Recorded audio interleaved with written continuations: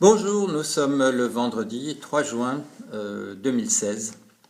Et si vous pensez qu'il n'y a qu'en France que ça va très très mal, eh bien je vous détrompe parce que ça veut dire que vous ne lisez pas fort l'actualité internationale.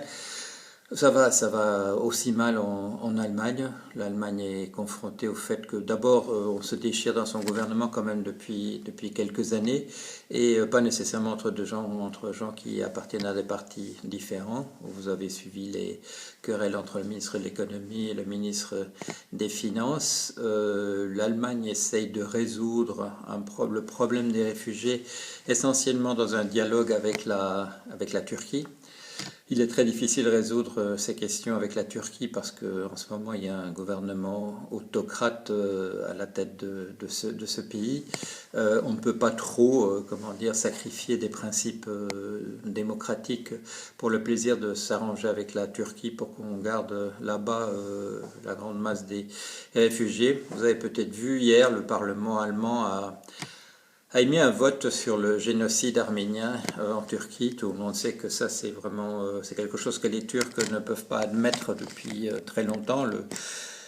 Le massacre des Arméniens à la fin de la Première Guerre mondiale.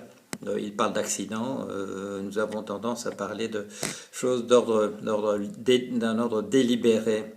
Ça va donc pas bien en Allemagne, ça va pas bien du tout en Grande-Bretagne. Le gouvernement, M. Cameron, à la tête d'un gouvernement conservateur, a lancé l'idée d'un référendum sur la permanence du Royaume-Uni à l'intérieur de l'Union européenne.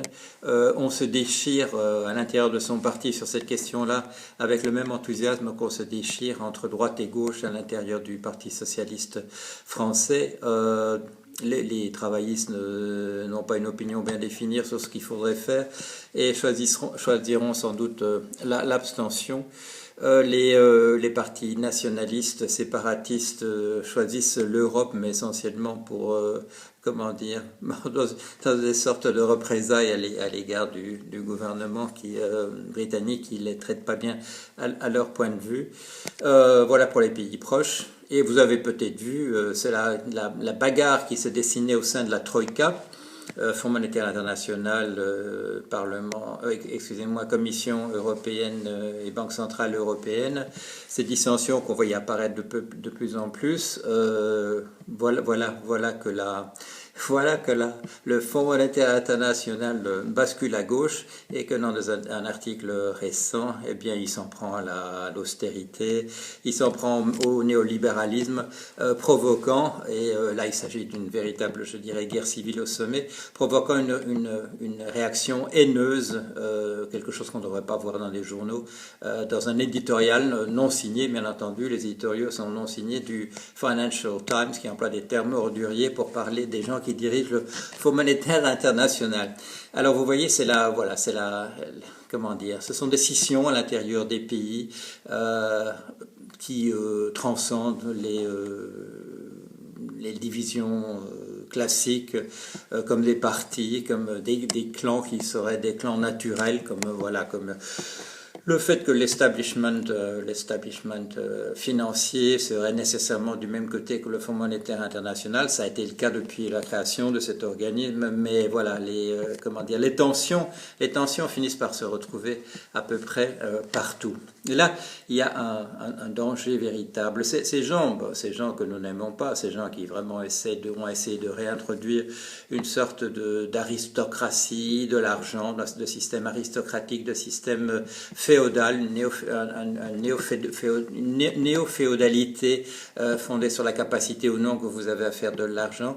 Et bien ce système qui avait été atteint, je dirais, de manière mortelle en 2008, mais qui avait bien réagi parce que le rapport de force était encore très fort en sa faveur, il est en train de s'effondrer, et non pas essentiellement en raison de notre révolte à nous, mais il pourrit par la tête et il est en train de se déglinguer à ce niveau-là.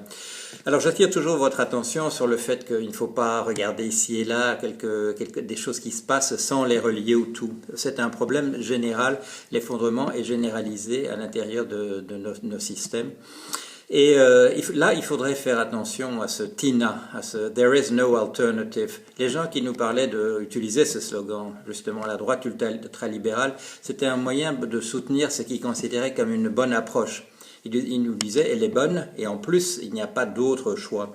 Maintenant, le fait que ce soit que leur proposition conduise à la catastrophe nous oblige à regarder ce TINA d'une autre manière. Parce que ce qui serait dramatique, évidemment, ce qui serait tragique, ce qui pourrait signer notre fin, c'est qu'ils aient raison.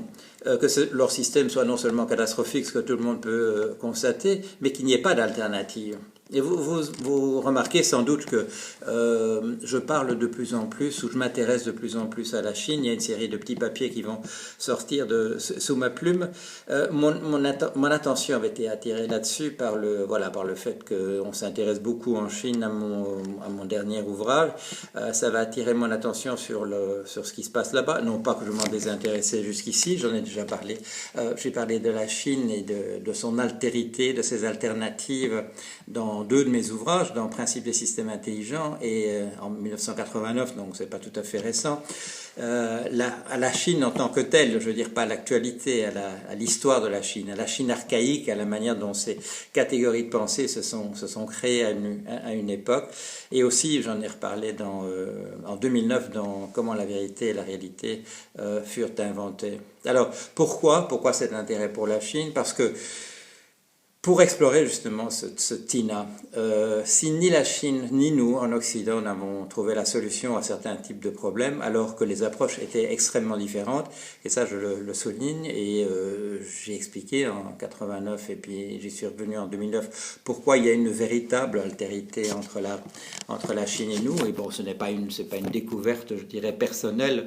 Il y a un très grand article par des sociologues, par Durkheim, Émile Durkheim, un des inventeurs de la sociologie comme nous le concevons aujourd'hui, et son neveu Marcel Mauss, très connu des anthropologues, un article de 1903 sur la radicalité de l'approche chinoise par rapport à la nôtre. Bien sûr, il y a une inversion, c'est réciproque. Notre pensée est aussi une pensée étrangement curieuse par rapport à la pensée chinoise. C'est une relation qu'il faut voir dans les deux sens.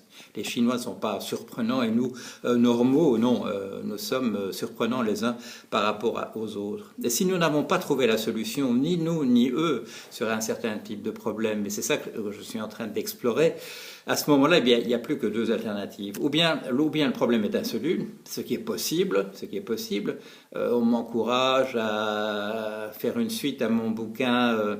Le dernier qui s'en va éteint la lumière en disant que vous ne pourriez pas regarder les choses de manière positive en proposant des solutions, mais il est possible que ce qui se dessine en filigrane dans l'autre ouvrage, c'est que peut-être il n'y a pas de solution, que nous ne résolvons pas nos problèmes parce que nous arrivons trop tard, mais peut-être parce que le problème de notre espèce était un problème insoluble depuis le départ. Ceci dit, non, c'est pas fermé. Je dis, il y a une alternative.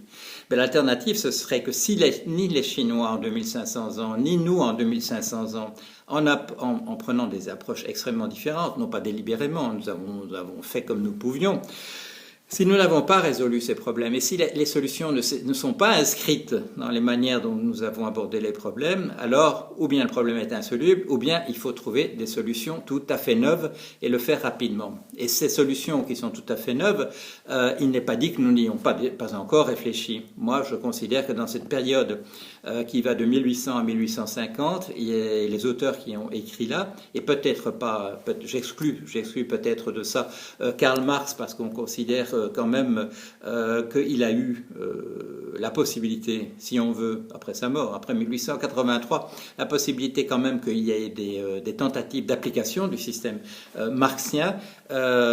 Mais il y a d'autres idées au début du 19e siècle, et en particulier chez ces gens avec qui il se dispute au sein de la Première Internationale, les adversaires de Marx. Il y a là des choses qui n'ont pas encore véritablement été tentées. Et puis, il n'est pas impossible que nous trouvions nous-mêmes des solutions, de la même manière qu'eux avaient trouvé des choses intéressantes, ces gens de la première moitié du 19e siècle. Il n'est pas impossible que nous trouvions aussi des choses intéressantes. Mais ce qui se dessine, c'est qu'il faut trouver du neuf. Il faut absolument ni la solution, je dirais, millénaire chinoise, ni la solution millénaire chez nous ne semble apporter de manière simple les éléments de réponse à ce qu'il faudrait faire maintenant. Alors non seulement il faut aller vite, mais il est possible que nous découvrions dans les mois, dans les années à venir, que le problème en fait n'a pas de solution, que notre espèce, comme je la caractérise toujours comme le ferait un biologiste, colonisatrice, opportuniste et sociale, que le problème est en réalité insoluble en tant que tel. Mais il faut l'explorer, il faut aller voir. Si le problème est insoluble, je dirais il faut que la démonstration soit irréprochable pour le faire apparaître. Voilà. Donc, je continue à réfléchir. Je travaille sur ce bouquin qui s'appelle « Qui étions-nous ?» dont le titre délibérément a été choisi délibérément pour ne pas laisser entendre que la solution serait évidente. Il ne faudrait pas se battre, en tout cas, pour remettre en place les solutions. Regardez, et ça je termine là-dessus quand même, mais il faut en parler, regardez la répression qui tombe sur des gens qui essaient de penser autrement. Je ne parle pas simplement de mes problèmes avec la vraie université de Bruxelles, je pense à la chasse aux sorcières, parce qu'on peut quand même appeler ça comme ça, qui a lieu à l'intérieur des rédactions, des quotidiens et de la presse hebdomadaire en France. On essaie quand même de se débarrasser des gens qui essayent de voir les choses d'une autre manière, de sortir du cadre, d'analyser le cadre. Il dérange. Qu'est-ce que vous pouvez faire ? Vous pouvez faire des tas de choses, c'est formidable, parce que vous voyez, quand un mania de la presse nous essaye de nous imposer certaines vues, le public ne suit pas. Le public, c'est vous. L'opinion publique peut faire des choses. Il y a l'Internet, nous offre la possibilité de faire ces pétitions qui réussissent à épater en quelques jours, en quelques journées, en rassemblant des nombres considérables de signatures. Il y a des protestations que vous pouvez faire de manière diverse. Et il y a, comme on le voit, c'est pas une mauvaise idée non plus d'utiliser des vieilles approches, même s'il faut considérer maintenant que la panoplie est beaucoup plus large que ça. Vous pouvez empêcher que des représailles s'exercent sur des gens comme nous qui essayons de trouver des solutions, mais pas nécessairement de la manière dont des banquiers l'imagineraient. Voilà, à la semaine prochaine.